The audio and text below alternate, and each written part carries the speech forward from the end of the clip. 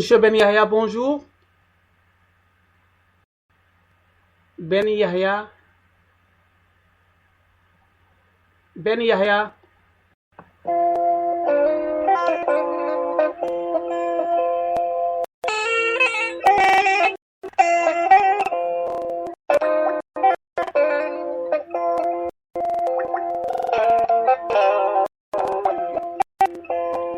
Allô, Ben Yahya.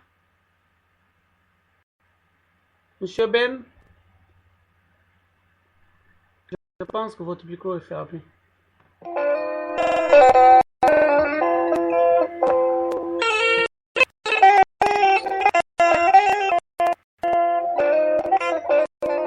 Allô, Monsieur Ben. Ben Yahya. Ben Yahya.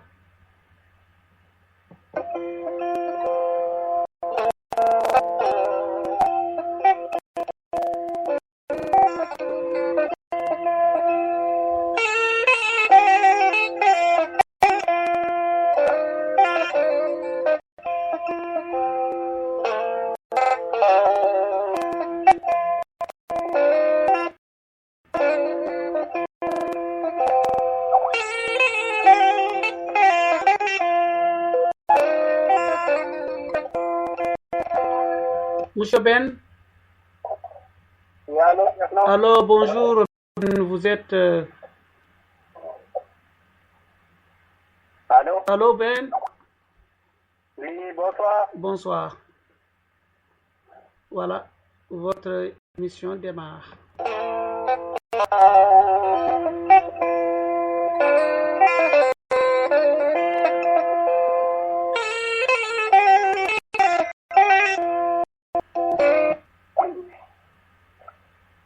Chers amis de la radio Cocorico Internationale, bonsoir.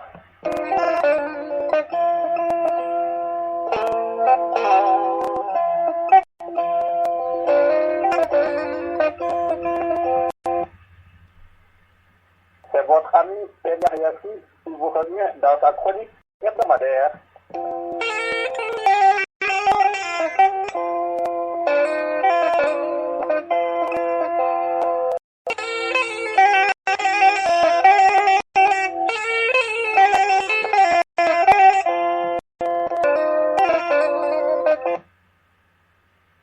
Chers amis auditeurs, notre chronique d'aujourd'hui portera sur la xénophobie constatée depuis quelques jours en Afrique du Sud en direction d'autres Africains.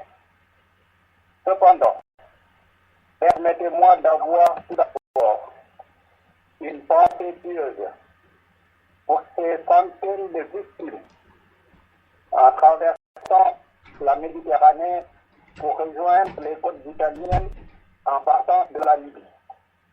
Il y a eu beaucoup de morts, des Africains, des Syriens et d'autres nationalités. Il y a également parmi les morts des Sénégalais, des Gambiens, des Maliens, alors on pensait que Barça ou Barsac était fini. Nous nous inclinons à la mémoire de tous ces morts qui, dans la recherche d'une vie meilleure, sont restés dans les fonds de l'océan. La chronique de cette semaine portera sur la xénophobie en Afrique du Sud. Les vagues de violence xénophobes se suivent et se ressemblent malheureusement en Afrique du Sud. La vitrine de la coexistence pacifique prisée dans le temps des ressortissants africains pour chasser les hordes de tueurs. Déjà, en mai 2008, l'Afrique du Sud est secouée par une série d'attaques dirigées contre les ressortissants étrangers noirs vivant sur son territoire. Tout au long du mois de mai, on assiste à des émeutes d'une violence extrême et à une chasse aux étrangers dans les faubourgs dans les contrats. Au nord de la région métropolitaine de Johannesburg, les attaques se généralisent pour toucher rapidement les bidonvilles d'autres métropoles. comme Pretoria et la ville du Cap. Les résidents de ces quartiers pauvres et insalubres accusent les étrangers d'être à l'origine de leurs piètres conditions.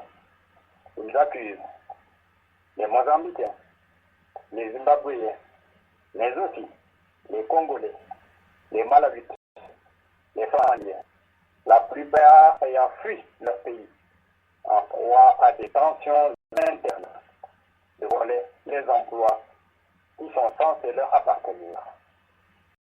Aux difficultés traditionnelles que sont l'insécurité et un taux élevé de pauvreté, bien de première nécessité propulsée par la crise énergétique. On met aussi en cause le nombre croissant et toujours élevé d'immigrants illégaux et l'incapacité des autorités municipales à répondre aux besoins des populations. En quelques jours, les attaques contre les étrangers font des dizaines de morts et déplacent plusieurs milliers de personnes, craignant pour leur vie un nombre d'immigrants des pays limitrophes, notamment les Mozambicains et les Zimbabwéens, décident de rentrer chez eux. Après avoir passé des années dans ces pays, ils repartent aussi démunis que lorsqu'ils étaient arrivés quelques années plus tôt. À cet effet, on a un certain nombre de revues de presse qui nous relataient cette situation. Il y a Valérie Hirsch qui parlait à l'époque des pogroms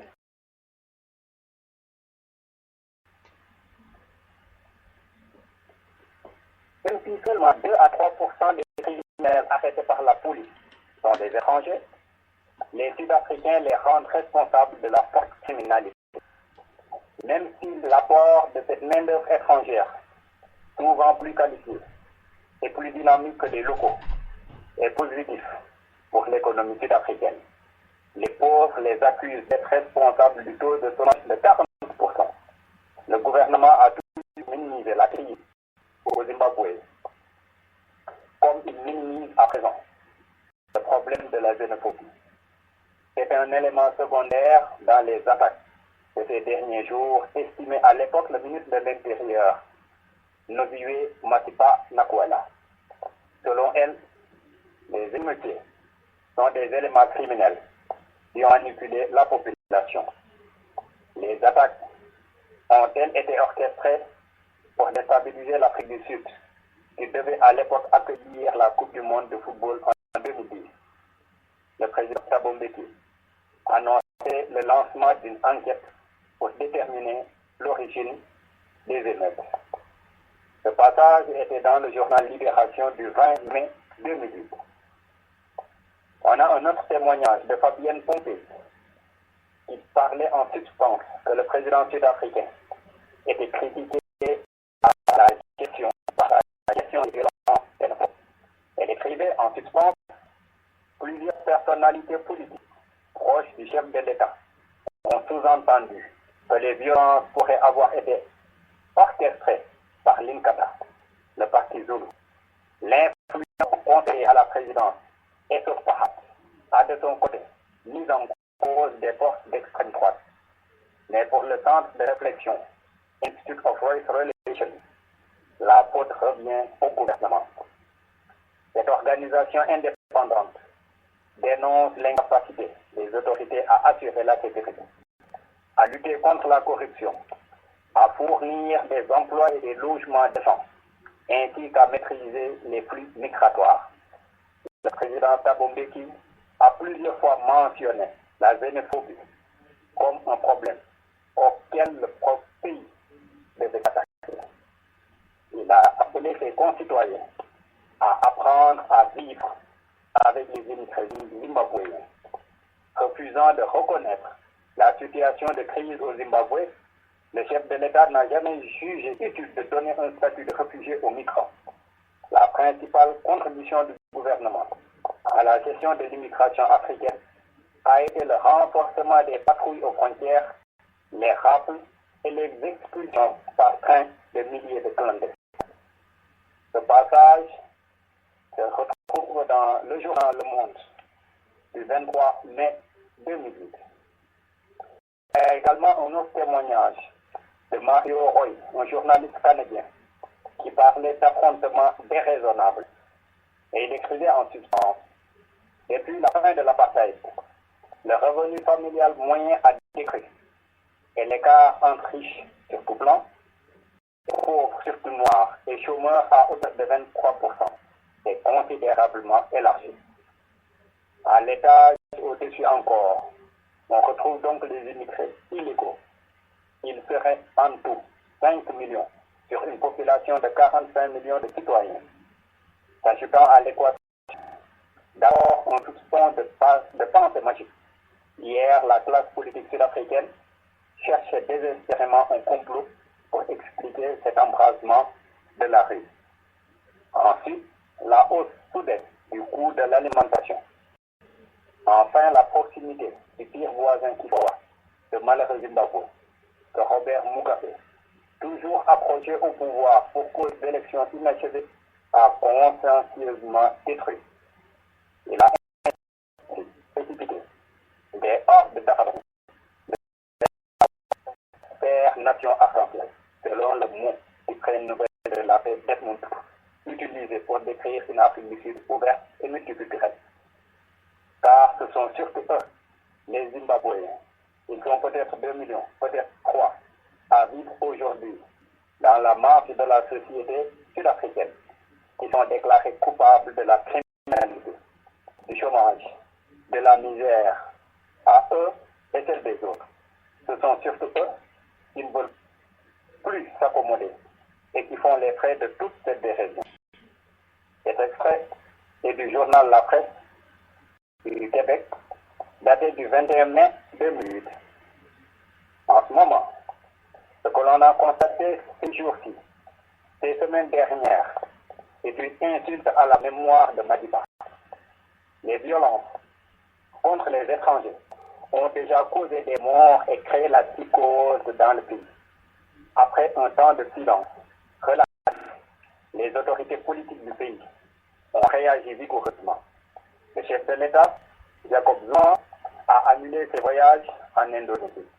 Il a décidé de rester au pays en ces temps douloureux pour s'assurer que tout est mis en œuvre pour arrêter ces violences, venir en aide aux étrangers dans le besoin.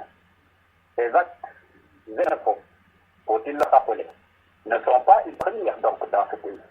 On se souvient donc, comme déjà précité, en 2008, les violences de ce genre avaient occasionné la mort d'une 60aine de personnes.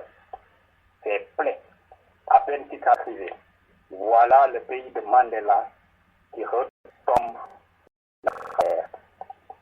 Il est inacceptable que l'Afrique du Sud se rende coupable de tant d'ingratitude. Cette xénophobie est un comportement indigne de la nation argentienne. Il met à mal l'image d'un pays qui devait être le symbole du melting pot africain. Les auteurs de ces violences ont enlité les couleurs de l'argentienne. Ce pays, on le sait, a tant souffert dans sa chair des effets de l'apartheid et s'en est sorti grâce à l'action conjuguée, certes, de Sud-Africains, mais aussi de ressortissants des autres pays africains et du reste du monde. Il est incompréhensible qu'un pays qui a bénéficié de soutien multiforme et multidimensionnel d'autres peuples aux heures sombres de son histoire en vienne à se comporter de la sorte, à chasser de façon si violente les étrangers de son territoire.